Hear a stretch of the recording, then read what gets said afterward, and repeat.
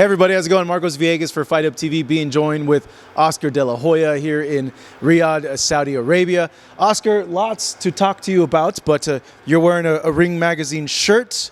You sold the ring. I know the ring was something that was near and dear to you.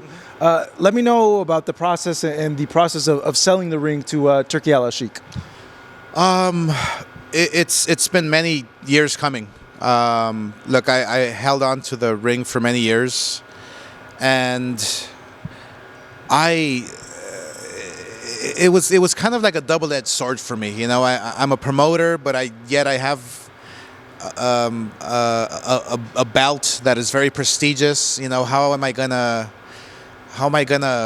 be, you know, handling both at the same time and not, you know, people are going to be talking about, well, there's conflict of interest or this and that.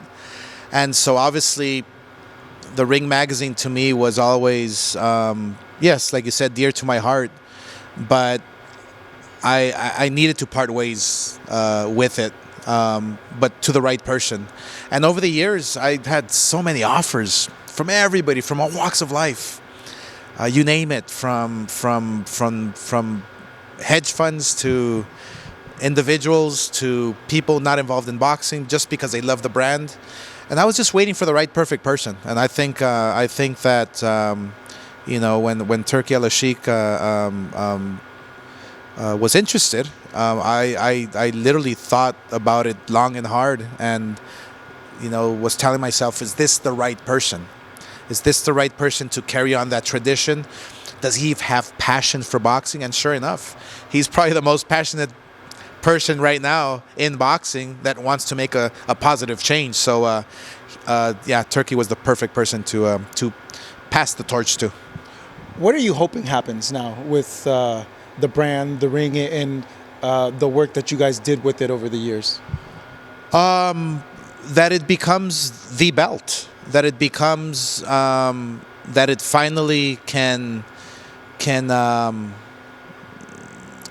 create certainty for fighters, for boxers, for the sport, you know, for the fans. I think fans are now, you know, fed up with being undecided, you know, who the champion is, because there's so many belts out there now. You have, you know, I don't have to name them, but WBC, WBA, IBF, you know, people want to experience who that best fighter in the planet is in each individual weight class. So I think now we're finally going to see it. It's going to take some time, but I think Turki Alalshikh has a very ambitious plan in making sure that the fans are included in the sport, that the fans are feeling, you know, a sense of ownership. And that's exactly why I believe Turki Alalshikh bought it and took it over, because he wants to include the people in this process. So there was a little bit of confusion. You just sold it to Turki himself, or did the Riyadh season buy Ring Magazine? Yeah, no, it was whether it was I'm not sure exactly what entity he is using, but Turki Alalshikh is the person, the individual who approached me to sell the magazine to. I know you're a smart business guy. Did you make your money back on it? Like, did you get a good amount, Oscar? Well, I mean, I wouldn't sell it if I didn't. Yeah. You know, yes, it was a very passionate project of mine to hold on to the Ring Magazine, to take it to the 100 years, which is very important to me, to keep it alive. And I can do so much. And obviously, you know, first and foremost, it was a passionate project of mine, but you know, I am a businessman, and I do have to have a nice return in exchange. So everything worked out well.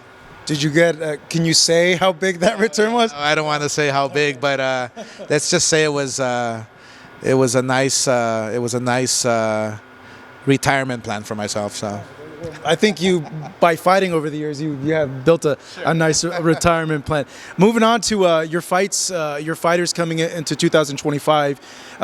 Ryan and the exhibition status, could you let us know what's happening with that and what's going on with that situation? Is he going to go through with that exhibition in Japan for Ryzen and Famio with Anpo, the fighter? Well, look, right now everything's up in the air. Ryan Garcia got hurt. I believe his wrist or his shoulder. So we have a pending meeting with Ryan's team, and then we'll take it from there. But I'm not sure exactly what's going to happen with the with Fanmio or with Rizin. I'm not sure exactly if Ryan wants to follow through with the exhibition. But one thing I do know for sure is that Ryan is reinstated April 26th, I believe. And yeah, I'm ready to sit down with Ryan and discuss his future, short term and long term. Most importantly, we have to get him back in the ring. Make sure that he's well prepared mentally and physically to face the very best. The exhibition caught me by surprise. Like, did it catch you by surprise? In the company by surprise? Like, did you guys know about it? We did know about it. At one point, Ryan was talking about fighting twice, 2 exhibitions, before he comes back from suspension. You know, it didn't pan out. It didn't work out. But now, look, Ryan has such a passion for the sport. He loves boxing. He loves being in the gym. He loves training. That's what he's missing, and that's what we have to get him back inside the ring.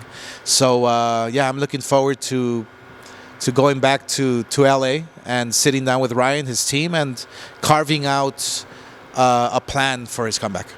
4 months away. It's going to come up very, very soon where Ryan's going to be able to fight in the U.S. again. Who are you thinking? Like, do you want him to have a tune-up and then go into a big fight? Like, do you want to throw him into a big fight? Like, are we going to see the rematch with Haney, like, right away? Like, what are you thinking? Well, look, a fighter having a year layoff is never a good thing. So his comeback fight, you know, must be some kind of warm-up fight, a tune-up fight that we call in boxing. Somebody that's not a world champion.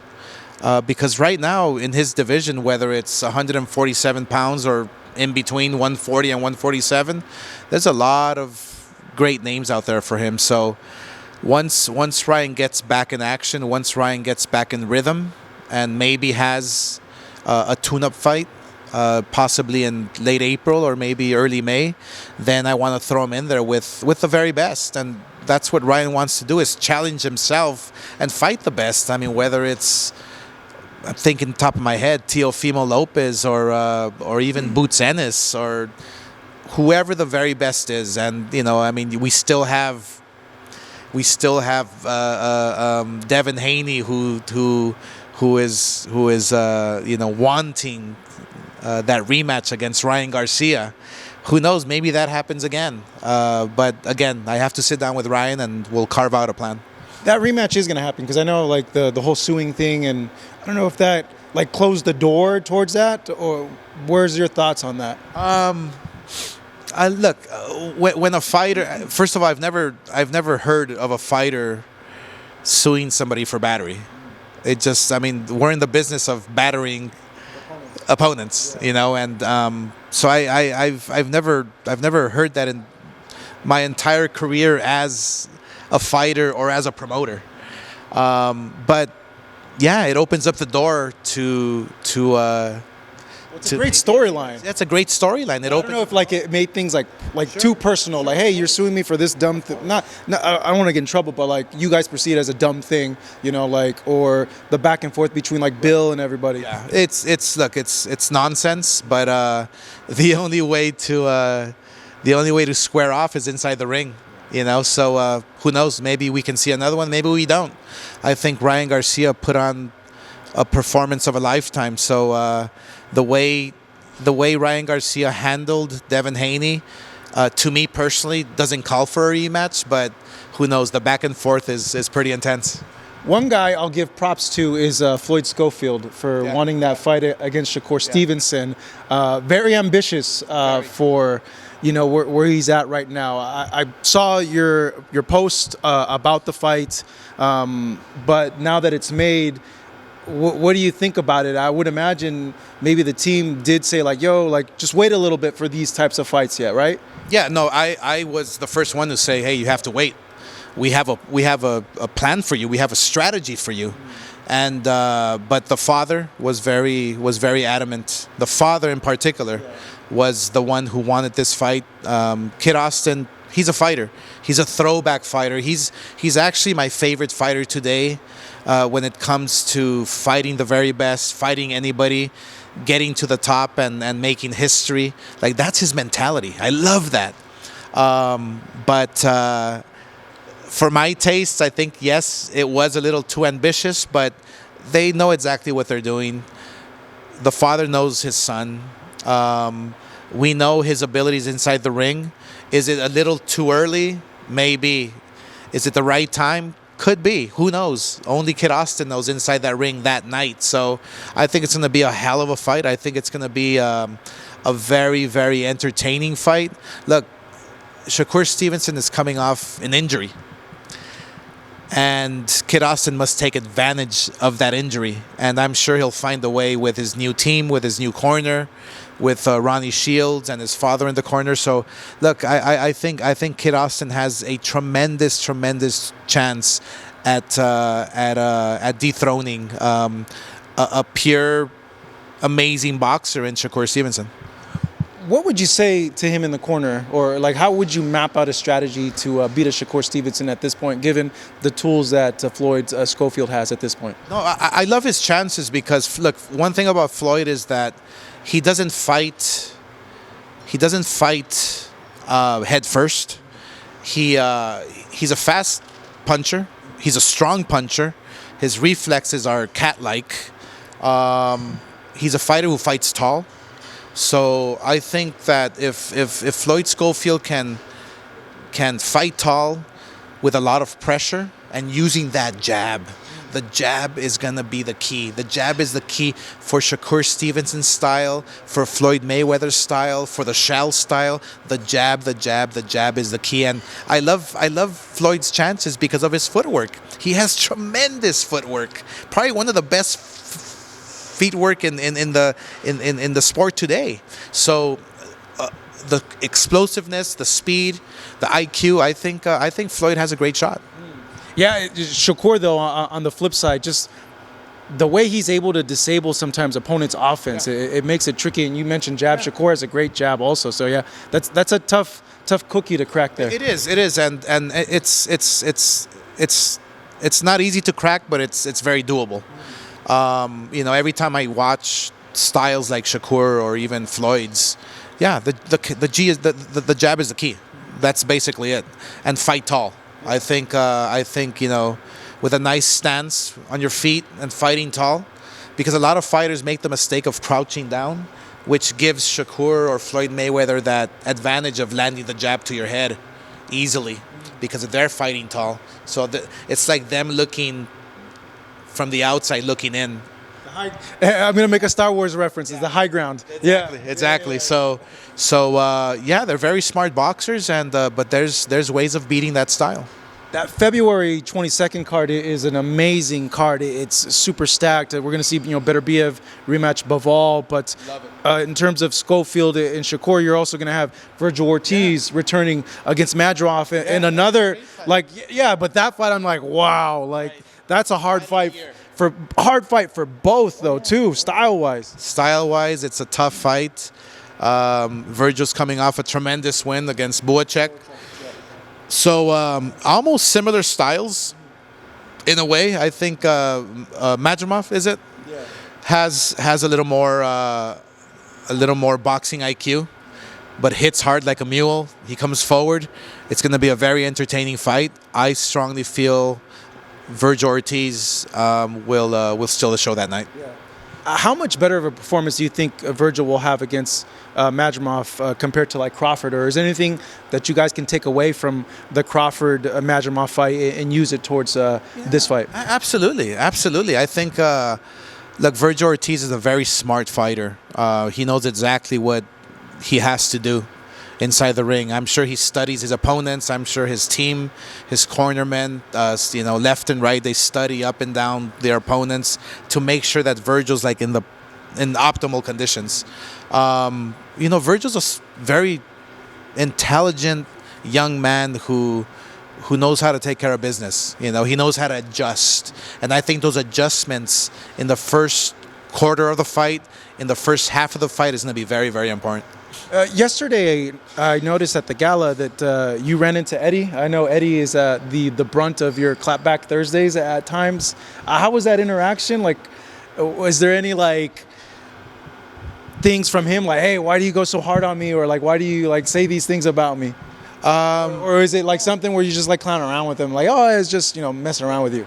No, I mean, it's look, a video of you guys interacting, an interview. Yeah. We're I guess we're cool. I mean, I do my thing and he does his thing, and he does his thing for a reason. I do my thing for a reason. So, I think having these types of rivalries outside of the ring are actually healthy for boxing. It just creates a fun, entertaining, spectacle for the sport.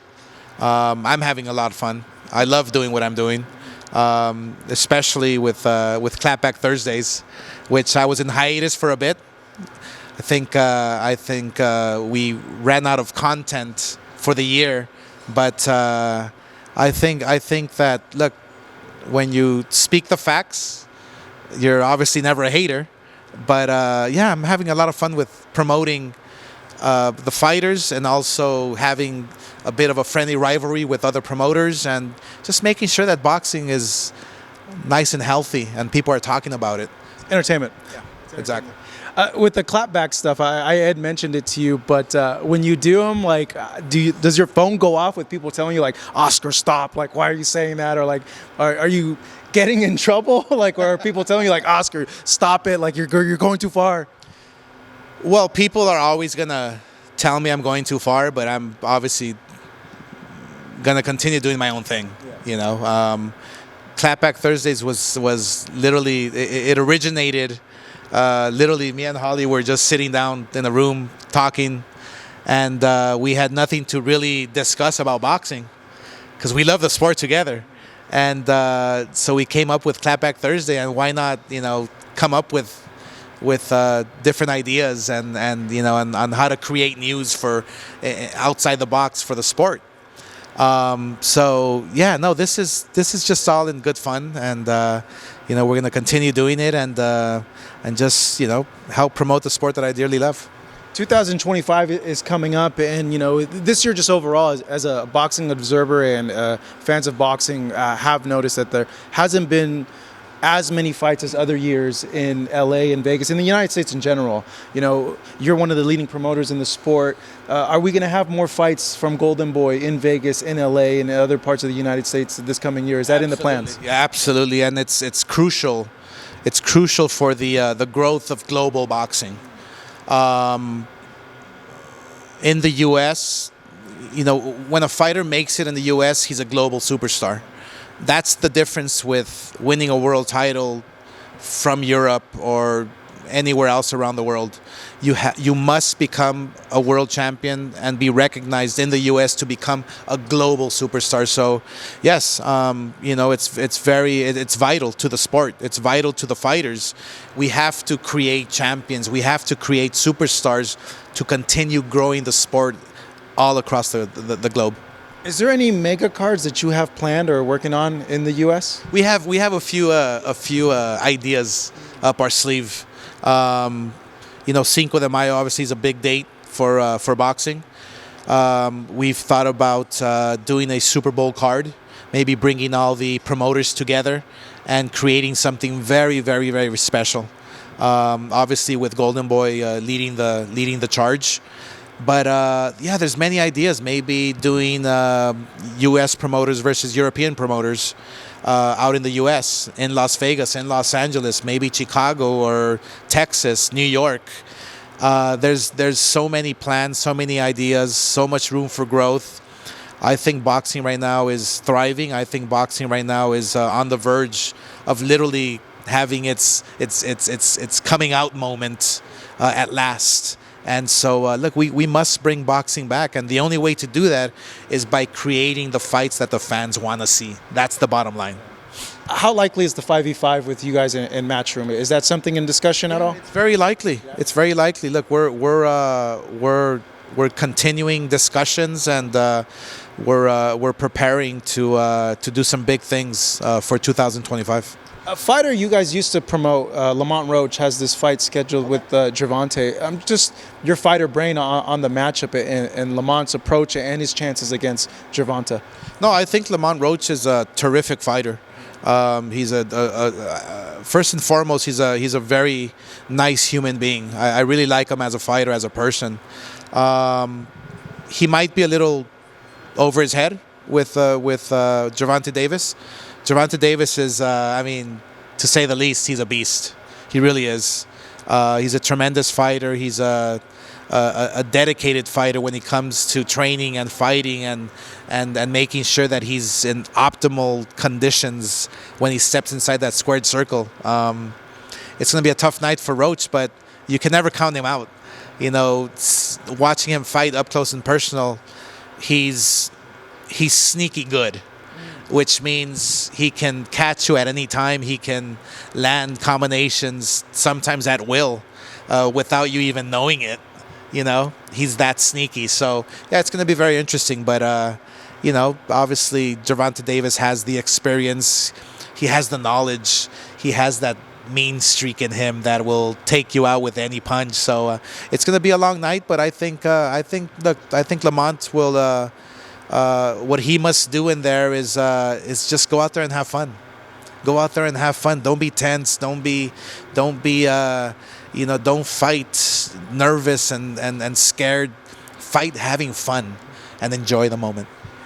Tank mentions that Lamont had like sneaky power. Now you're saying like he's sneaky too. So now it has me kind of thinking like there could be, I don't know.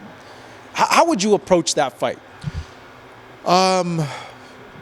Yeah, with being sneaky, literally. Yeah. You know, Punching between combinations or like just punching outside the box. I mean, presenting Gervonta with something he's never seen inside the ring. You know, punching while Gervonta's punching.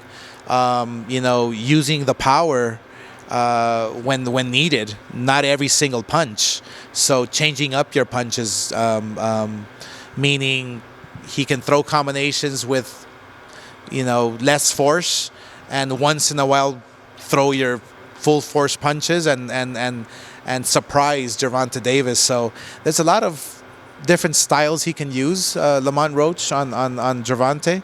But I think if he fights him sneaky and has Gervonta thinking at all times, he can possibly pull up an upset. Finally, Oscar, I know you guys want Scofield to win against Shakur, but I know before that there was a fight being talked about with Cepeda and Shakur. Is that still in the works, or you're awaiting to see what happens with Floyd and Shakur? Well, yeah, look, I mean, obviously we have to wait because this is a real fight. Shakur Stevenson and Floyd Schofield is a real fight, a dangerous fight for Shakur. So look, I'm going to say it now. It's a 50-50 fight, but I have to go with my guy. I think my guy, Kid Austin, will pull out the upset, and then we'll take it from there. I think William Cepeda, yes, we'll get him a fight in the meantime. Possibly, maybe there's talks about maybe a rematch with Tevin Farmer. It was such a good fight. I think Tevin Farmer's a terrific fighter. I love the way he handles himself outside the ring. He's a good kid. So yeah, it's a matter of just sitting down with Cepeda's team and carving out a plan for him. But I do love the rematch. All right, Oscar, good chatting with you. Good catching up with you. Oscar De La Hoya, Marcos Villegas, Fight Up TV.